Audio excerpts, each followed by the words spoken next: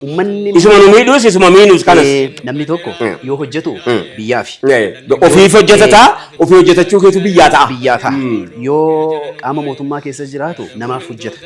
Namni wal ilaalee waa hojjeta. Moodeeluma qaba. Nuti moo biyya biraan qabnu.